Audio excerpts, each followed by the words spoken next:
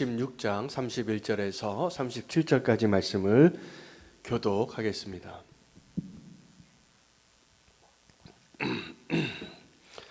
너는 청색, 자색, 홍색 실과 가늘게 꼰 배실로 짜서 휘장을 만들고 그 위에 그룹들을 정교하게 수 놓아서 금 갈고리를 내 기둥 위에 들이대 만들고 금으로 싸서 내 은받침 위에 둘지며 그 휘장을 갈고리 아래에 늘어뜨린 후에 증거궤를 그 휘장 안에 들어 놓으라.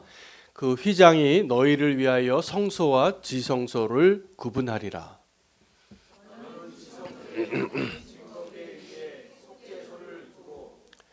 그 휘장 바깥 북쪽에 상을 놓고 남쪽에 등잔대를 놓아 상과 마주하게 할지며 청색, 자색, 홍색 실과 가늘게 꼰 배실로 수 놓아 짜서 성막문을 위하여 휘장을 만들고 함께 읽겠습니다. 그 휘장문을 위하여 기둥 5을 조각목으로 만들어 금으로 싸서 그 갈고리로 금으로 만들지며 또 그 기둥을 위하여 받침 5개를 노추로 부어 만들지니라. 아멘. 하나님의 말씀입니다. 자리에 앉으시겠습니다. 오늘 출애굽기 본문의 말씀은 성소와 지성소에 대한 또 다른 요약이 되겠습니다. 성소와 지성소를 가로막는 휘장을 만들라는 것입니다. 그리고 성소에는 진설병과 등잔대를 북쪽과 남쪽에 꼭 두게 하고, 그리고 이 지성소에는 하나님의 임재를 상징하는 그 속죄소가 있는 그 언약궤를 꼭 두라라고 말하고 있고, 그 성소와 지성소를 또 이렇게 막으로 덮고, 그리고 그 출입문을 만들라. 이게 설계도의 내용이 되겠습니다. 오늘 이 지성소와 성소의 구분을 왜 하나님이 놔두셨을까? 그리고 이 성소의 전체 구조 가운데 가장 핵심이 어디 있냐면 이 지성소에 있습니다. 그러니까 우리의 예배가 또 하나님을 만나는 그 자리에 속죄소에서 우리의 죄를 용서받고, 그러니까 그 전에 있는 모든 것들은 그 속죄소에서 우리 죄를 용서받기 위한 과정입니다.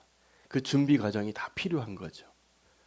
그리고 하나님의 임재 앞에서 우리의 죄를 용서받을 때 주님을 만나는 그 기쁨이 가장 본질적인 예배의 기쁨이 되겠습니다. 이 모세에게 보여주는 이 성막은 하늘나라에서 그 원형이 있는 것인데 그들이 마음대로 들어갈 수 없는, 근접하지 못하는 그 장소에 대한 설계도이고, 여기에 들어가기 위해서는 반드시 하나님이 정한 방식대로 그것을 다 완전히 지켜야지만 됩니다. 그 지성소에 들어가는 대제사장은 1년에 한 번 그 제비를 뽑아서 자기 순번대로 들어갈 때 목숨 걸고 들어가는 자리였습니다. 근데 지금 우리는, 저 여러분은 그 자리를 그렇게 1년에 한 번, 그것도 제비 뽑아서 자기 순번에 맞게 한 번 들어가는 그러한 그 감격을 예배 때마다 누릴 수 있도록 하나님 우리에게 은혜를 주신 것입니다.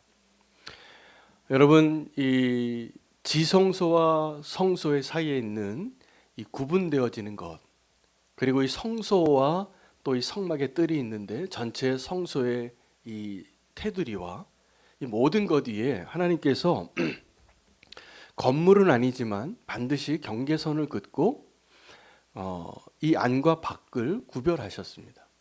여러분, 거룩의 시작은 어디에서 시작이 되자 하면 구별에서부터 시작이 되어집니다. 여러분, 우리가 거룩한 삶을 살기를 원한다면 이 세상에 2가지 물줄기가 흘러가고 있는데 내가 지금 어느 흐름대로 살고 있는가를, 나의 모습과 나의 삶의 자리에서 나는 과연 어떤 파도에 지금 맞춰서 흘러가고 있는지를 꼭 확인해 보셔야 됩니다. 오늘 그 시간 갖기를 원합니다. 여러분, 이 세상에는 지금 2가지 물결이 같이 흘러가고 있는 겁니다. 하나는 거룩한 것에서 더 세속화되어지는 것으로, 또 하나는 이 속된 세상을 더 거룩하게 하는 흐름이 있습니다. 여러분, 우리 예배는 이 속된 것을 거룩하게 하기 위하여 하나님께서 이 속된 것들을 거룩한 자로 만들고 하나님을 만나기에 합당한 준비되어진 자로 만들기 위하여 디자인하신 거예요. 그래서 우리 하나님을 만나러 가려면 이 흐름에, 이 방향에, 이 진도에 우리가 함께 서야 합니다. 이 두 가지 물결은 지금도 우리가 날마다 경험하고 있습니다. 여러분, 한때 한국 교회에 미국에서부터 시작되어진 영향이었는데 어떤 유행이 있었습니다. 여러분, 구도자 예배라고 들어보셨습니까? 들어보셨나요? 아시죠? 구도자 예배는 어떤 거냐 하면 어떤 사람이 예수님을 믿는 거에 대해서 너무 문화적으로 모르는 사람들이 많기 때문에 그 사람들이 복음을 이해할 수 있도록, 예수님을 이해할 수 있도록 예배의 형태를 다 지워버렸어요. 그리고 마치 유명 가수가 콘서트 하듯이 그들의 입장에서 하나님께 조금 더 가까이 갈 수 있는 모든 장벽을, 그래서 그 벽을 허무는 예배의 형태로 한때 많이 유행했습니다.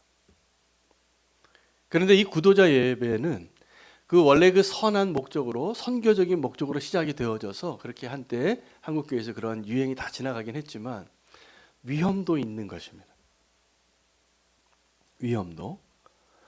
왜냐하면 이 예배의 본질과 하나님에 대한 그 예배의 기본 본질과 이 모든 형태를 다 무너뜨리고 아주 아슬아슬한 거죠. 그때 복음을 제대로 전하지 못하면 우리는 이상한 예배를 드린 겁니다. 이상한 예배를. 여러분, 지난 성찬 예배 때 저는 기도하고 하나님 그런 마음을 주셔서 좀 결단을 하고 우리가 지금 예배를 드리는 이 예배의 형태도 많이 문화적으로 지금 변화를 거쳐서 이렇게 지금 우리가 아주 많이 캐주얼해진 겁니다. 제가 어렸을 때만 해도 어떻게 드럼이 올라옵니까? 어떻게 강단에서 기타를 칩니까? 여기를 어떻게 신발 신고 올라옵니까? 그랬어요. 그래서 제가 한 중고등부도 아니고 한 초등학교 때 저희 선배님들이었죠. 그 형들이 여기 올라와서 기타 치겠다고 장로님들과 싸우고 부딪히니까 안 된다 그러니까 교회 막 떠나고 이런 일들이 있었어요. 이 두 가지 물결에 혼돈이 있었던 것이죠. 여러분, 근데 이 거룩의 문제에 있어서 우리가 구별을 잘 하여야 됩니다. 이 구별하는 것을 절대로 타협하면 안 됩니다. 우리가 이 세상과 다른 모습으로 존재하는, 내가 이 세상과 다른 존재로 다른 정체감으로 살고 있다라는 그 확신이 우리가 내면적으로 그 확신을 갖고 있지 않으면 우리의 신앙이 굉장히 위태로워집니다. 선교적으로 지금도 복음을 자유롭게 전할 수 없는 곳들이 있습니다. 이슬람 지역이에요. 그곳에 복음을 전하는 선교사님들이 그곳에 복음을 전하기 위하여 이 복음의 형식을 많이 타협합니다. 왜냐하면 거기서 십자가를 들고 복음을 전하고 성경책 들고 다니고 내가 목사라고 얘기하면 당장 쫓겨나요. 돌 맞아요. 근데 그들에게 복음을 전하기 위해서 내가 선교사 아닌 것처럼, 그리고 그들을 모아서 예배를 드리는데도 예배를 드리는 형태에 있어서 기독교적인 모습의 형태가 하나도 없어요. 어떤 예배에서는, 어떤 교회 공동체에서는. 그래서 겉으로 보기에는 그냥 이슬람 성당에 그 이슬람 회당을 나가는 그런 모습하고 똑같은데 그 사람들이 사실은 예수님 믿는 제자들이에요. 그래서 이런 사람들이 유대교 안에 또 이슬람교 안에 아주 복음을 전할 수 없는 그러한 문화적으로 종교적으로 갈등이 심한 곳에서 복음을 전할 때 그런 방식을 쓰기도 합니다. 그런데 이런 모습들을 가지고 논쟁을 합니다. 어떻게 논쟁을 하냐 하면 선교사하고 신학자가 늘 대립해요.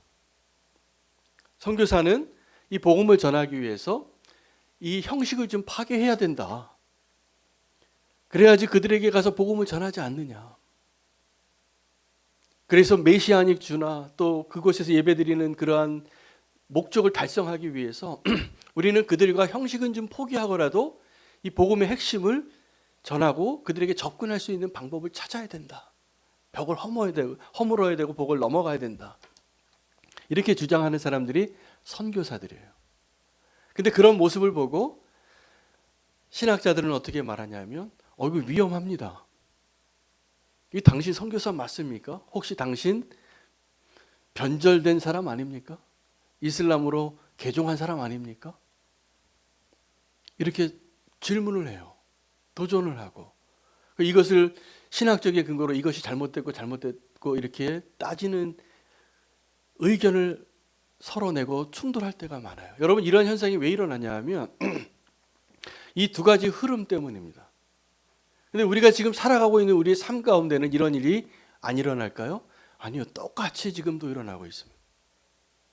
우리가 이 세상에서 지금 살고 있기 때문에 우리 성도님들의 삶 가운데 내가 거룩한 성도의 삶을, 내가 예수 그리스도의 제자로서 또 하나님의 백성으로 살아가는 그 모습이 온전하십니까?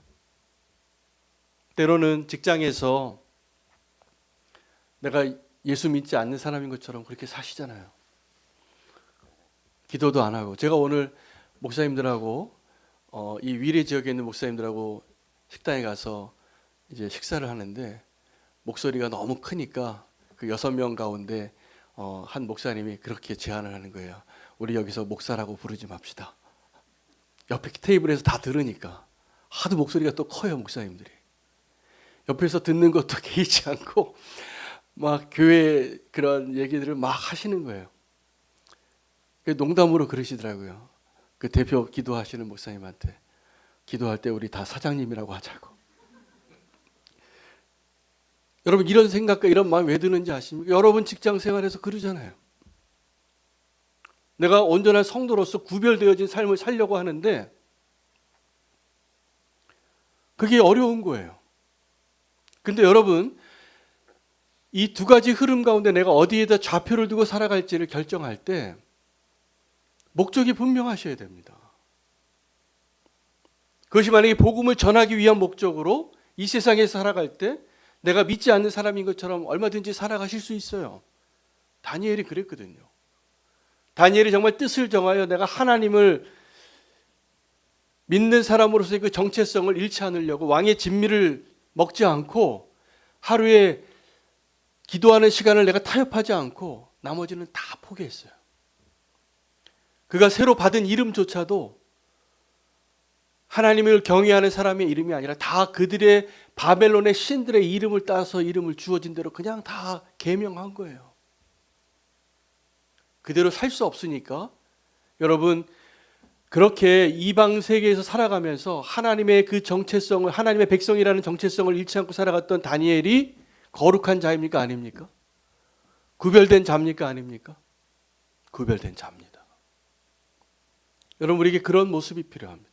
이 세상의 사람들과 구별되지 않는 것처럼 똑같이 살다 보니까 엘리야가 나만 혼자 남은 것 같고, 그때 엘리야가 몰랐던 바알에게 무릎 꿇지 아니한 7,000명은 다 아마 이렇게 살았을 거예요. 그냥 그 아합 왕국의 정치인으로 나 국회의원인 것 같이 다 이렇게 살고 있는데 알고 봤더니 그 사람들이 다 바알에게 무릎 꿇지 아니하고 입 맞추지 아니한 하나님이 구별해 놓은 사람들이 있었어요. 7,000명이나. 저는 지금도 그러한 성도들이 있다고 믿습니다. 있기를 소망합니다. 우리는 교회 성도님들이 그러한 성도가 되시기를 축복합니다. 근데 거꾸로 우리가 신앙생활을 하고 거룩한 삶을 산다고 하면서, 지금도 이 자리에 우리가 예배 드린다고 하면서 우리의 마음 가운데 하나님을 우리의 마음의 가장 중심에 두지 아니하고 우리의 우선순위가 바뀌어서 언제부턴가 하나님보다 세상이 더 좋아지고 내 믿음이 내가 지금 뭐 하는 사람인가 혼돈이 오고 그런 모습으로 살아가고 있다면 이것은 우리가 복음화가 된 것이 아니라 세속화가 된 거예요. 근데 우리가 복음화하기를 위해서는 이 세상에 들어가서 세상과 똑같이 사는 것 같지만 목적이 분명한 거예요. 내가 누구인가? 나는 이 세대의 흐름에 어떻게 거슬러서 지금 살아가려고 뜻을 정하고 있는가? 저는 우리는 교회 성도님들이 이 복음화의 흐름에 함께 동참해서 그 길을 함께 걸어가고 서로 의지하고 서로 격려하고 서로 힘이 되어주는 믿음의 공동체가 될 수 있으면 좋겠습니다. 그게 우리는 교회로 부름받은 이유예요. 다른 가치관들을 다 포기하고라도. 여러분, 그래서 우리가 여기서 좋은 성도가 어떠한 것으로 분별되어야 하냐면 이 예배의 자리에서 우리가 얼마나 더 천사 같은 모습으로 예배드리느냐라기보다는 이 세상에 들어가서 이 세상과 똑같이 그 가치관을 따라서 힘이 통제하고 돈이 통제하고 쾌락이 통제하는 이 세상에서 나는 좀 다르게 살겠다고 결단하는 그 삶을 살아내는 사람으로 서 있는 것, 이게 진짜 예배예요.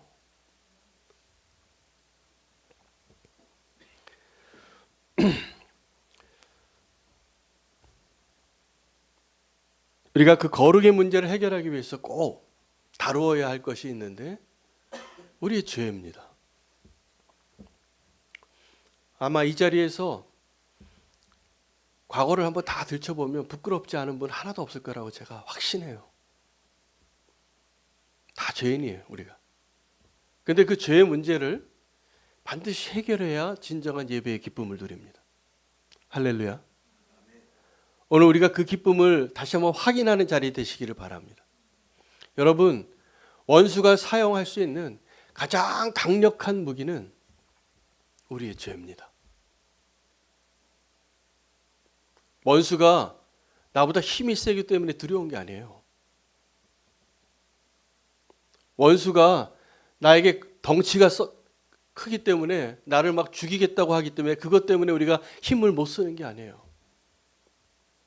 우리가 원수 앞에 작아지고 힘을 쓰지 못하고 고개를 들지 못하고 대항하지 못하고 싸우지 못하는 이유는 우리에게 해결되지 않은 죄가 있으면 그렇게 됩니다. 오늘 그 죄의 문제를 완전히 해결하기 위해서 하나님은 저와 여러분을 어디로 초대하시냐면 지성소예요. 그 지성소에 그 언약궤 위가 바로 그 그룹들의 날개가 함께 모여져서 향하고 있는 그 언약궤의 중심, 거기가 속죄소예요. 우리가 속죄함을 받는 곳. 여러분, 예배의 기쁨은 우리의 죄의 문제에서 우리가 자유하게 되어지는 것을 경험하는 것입니다. 할렐루야. 원수는 지금도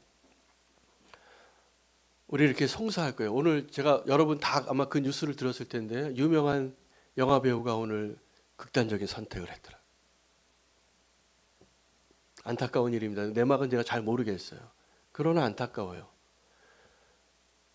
그러한 일들이 왜 일어나냐 하면 원수의 송사 때문이에요. 오늘 하나님께서 우리를 정말 기뻐하는 그 자리로, 이 예배의 자리에서 그게 다루어져야 되는 거 아십니까? 그러니까 예배 드리러 올 때 여러분, 내가 이미 거룩한 사람인 척하고 오시면 그 기쁨을 못 누려요. 사실은 예배의 자리에서 가장 기쁨을 누릴 수 있는 사람은 예배를 시작할 때 우리 예배 첫 시간에 뭐예요? 경배와 찬양하고 제가 예배 부름을 하고 난 다음에 참회의 기도를 드립니다. 그때 오시는 분들이에요. 그때 성령이 감동해서 내가 죄인인 것을 고백하고 그렇게 예배 자리에 나오시는 분들은 이 예배는 이 세상이 줄 수 없는 기쁨을 제공할 거라고 저는 확신합니다. 그런데 여러분, 그 자리에 내가 좀 그럴듯한 것 같고 내 죄를 하나님이 모르시고 있는 것 같고 아무도 모르고 있는 것처럼 나와서 예배하고 있다면 아무리 신령한 손짓으로 예배하고 손 들고 노래해도 그 기쁨은 쇼예요. 기뻐하는 척하는 거죠.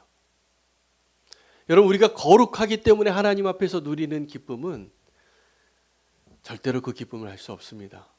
속죄소에서 누리는 그 기쁨은. 저는 저와 여러분이 예배의 자리에서 예배를 드릴 때마다 하나님의 그 은혜를 경험해서 더 이상 원수가 내 삶을 흔들 수 없고 그것을 내가 믿음으로 확고하게 알고 있기 때문에 더 이상 원수가 흔드는 대로 흔들리지 않는 그 모습으로 예배할 수 있는 자가 되는 그 기쁨을 반드시 누리시기를 축복합니다. 예수님을 믿으십니까? 예수님이 하신 일을 믿으십니까? 사실은 예수님이 하신 일이 뭐냐면 이 예배를 완성하신 거예요. 십자가에서.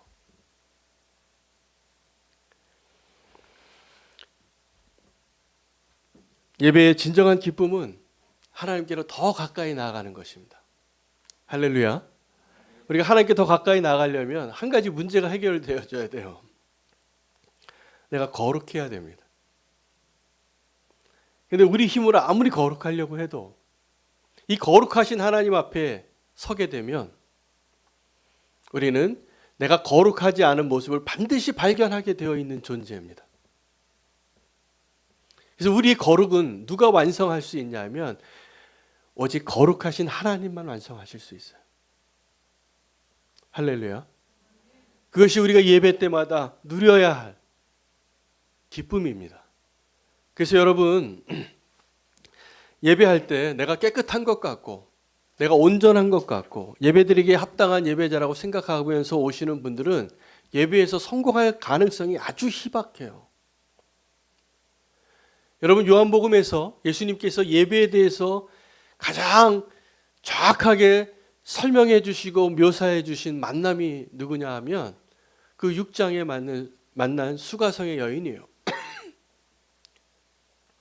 그 여인이 죄가 많은 여인이었어요. 남편이 많아요.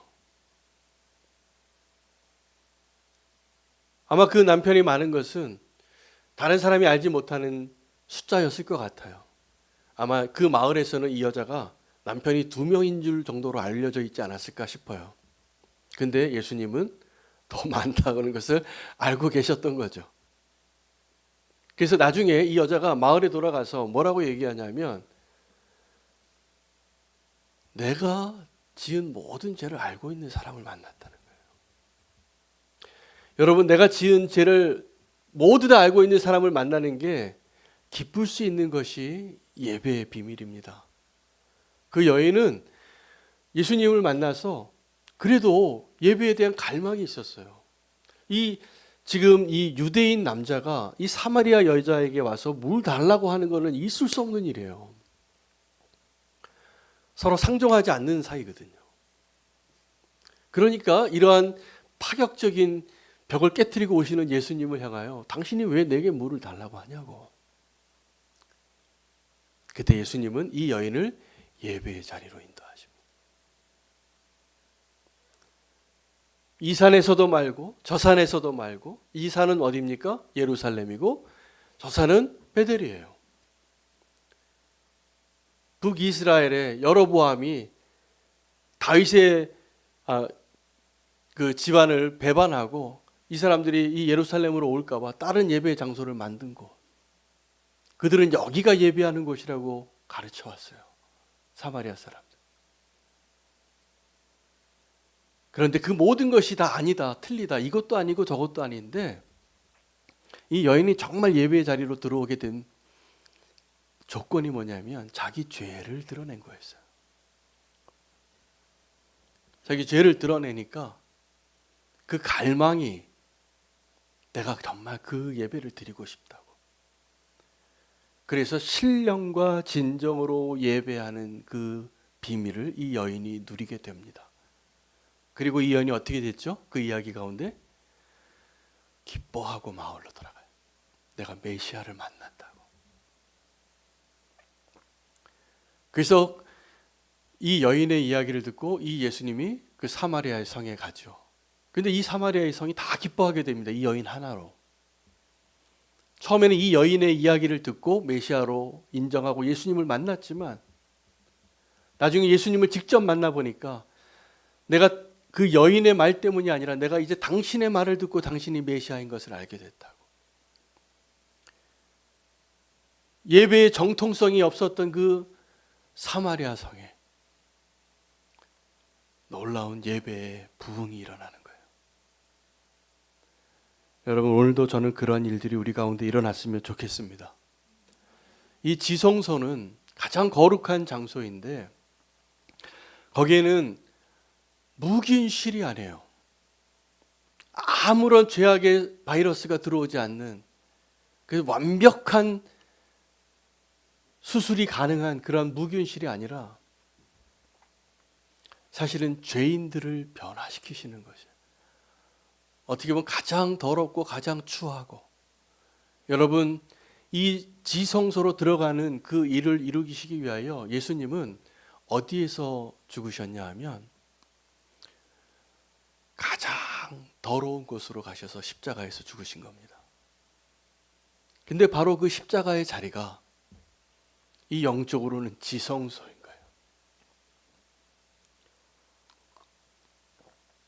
거예요. 오늘 그 예배의 자리가 저와 여러분에게 다시 회복되어지기를 축복합니다. 그 예배의 자리는,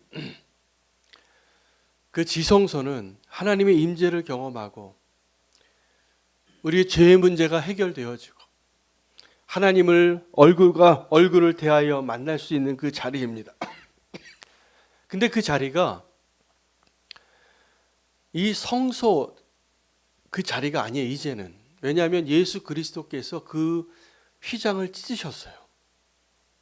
휘장을 찢고 십자가에서 우리가 도달할 수 없는 그 거룩을 완성하신 거죠. 여러분, 십자가는 어떠한 의미가 있냐면 우리의 죄를 대속해 주시는, 그리고 하나님이 원하시는 그 거룩을 완성한 자리입니다. 그 예수님께서 십자가에서 돌아가실 때 하나의 이적의 표적이 나타났는데, 그때 당시에 예루살렘에 있었던 그 성전의 휘장이 위에서부터 아래로 찢어진 거예요. 그건 무엇을 의미합니까? 성소에서 지성소로 나아가는 그 휘장이, 그 휘장은 다른 어떤 휘장보다 더 접근할 수 없는 휘장이었어요. 보통 사람은 들어갈 수 없는 것. 여러분, 그 휘장을 찢으신 그 예수님께서 십자가에서 죽으심으로 그 거룩함을 완성하고 우리에게 허락하신 축복은 이제 담대히 믿음으로 하나님께 나아갈 수 있는 은혜를 주신 것입니다. 저는 예배 인도할 때마다 제 설교 그 예배의 순서지 원고에 기도를 하고 꼭 마지막에 그 문장이 있는 거 혹시 눈치채셨나요? 제가 마지막 그 문장에는 예수 그리스도의 이름을 다시 부릅니다.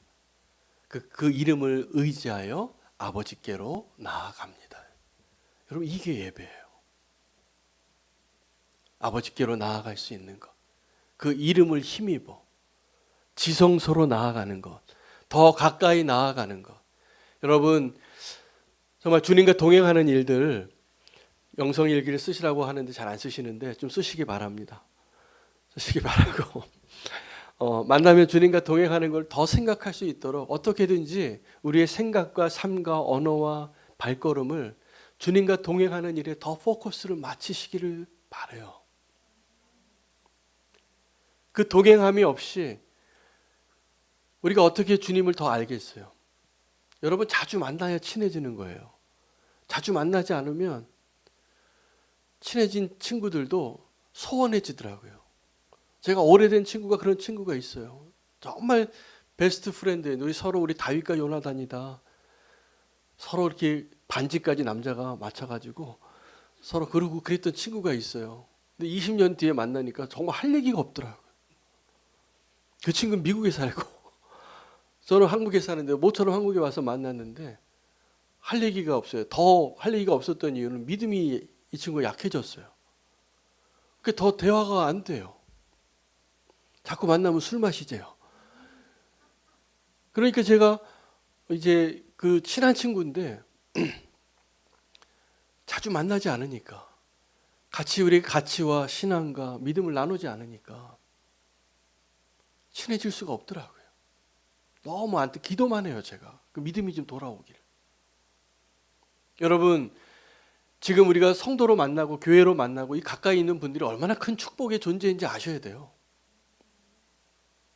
우리가 서로 믿음을 이야기하고 함께 신앙을 세우고 우리가 서로 허물도 많고 연약하고 실수도 많지만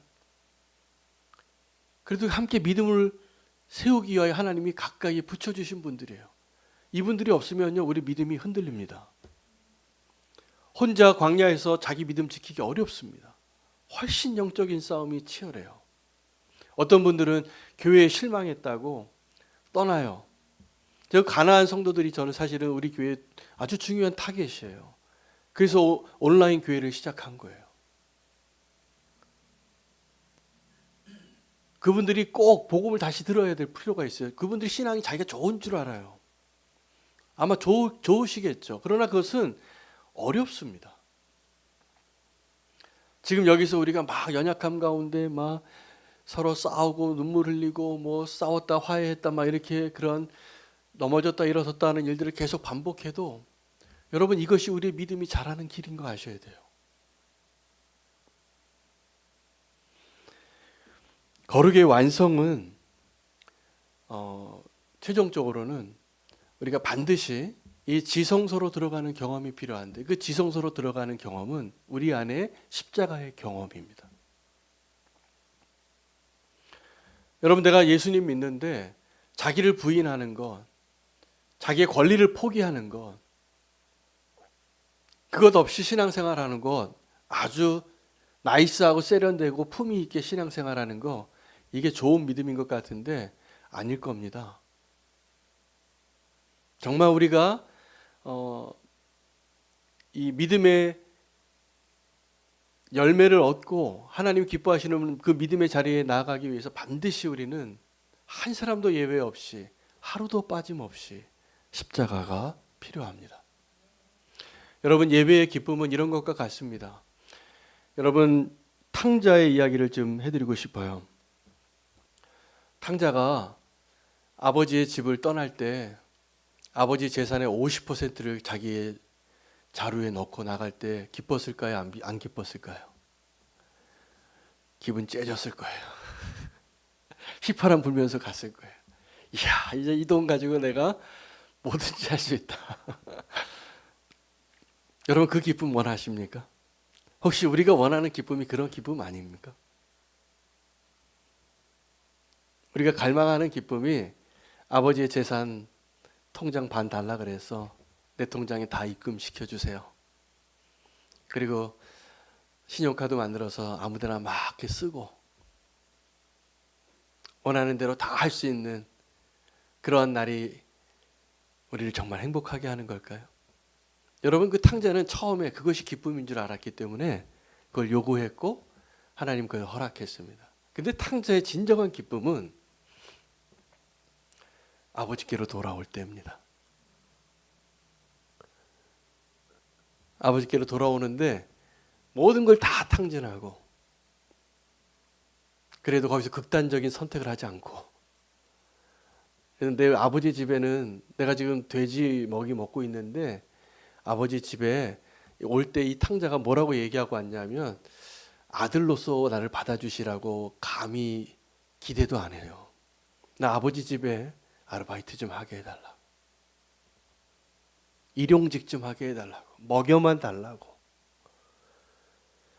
재워만 달라고. 무슨 낯이 있다고 아버지께 와서 이 부탁을 하겠습니다. 여러분 우리가 아버지께로 나아갈 때 그 기쁨을 누리는 게 여기까지가 성소에 오는 발걸음이에요. 그래도 아버지께 돌이켜서 그 집으로 돌아왔잖아요. 그죠? 탕자의 원래 제목이 뭔지 아시죠? 돌아온 아들이에요. 돌아왔는데 이 탕자가 갈 수 있는 것은 성소까지예요. 근데 아버지의 은혜는 뭐냐면 야 너는 내가 기다리고 그렇게 날마다 하루도 빠짐없이 기다리던 내 사랑하는 아들이다. 그 아버지를 만나서 그 아버지가 모든 사람을 불러서 잔치를 벌려주는 것. 여러분 이것이 우리가 예배 때마다 경험해야 할 기쁨입니다. 근데 왜 이렇게 거룩한 척하고 주님을 만나려고 합니까? 그래서 우리가 정말 누려야 할 기쁨을 누리지 못하는 거예요.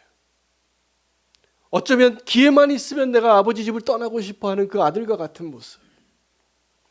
여전히 세상이 더 좋은 것 같아서 제가 청년들을 위해서 날마다 눈물로 기도해요.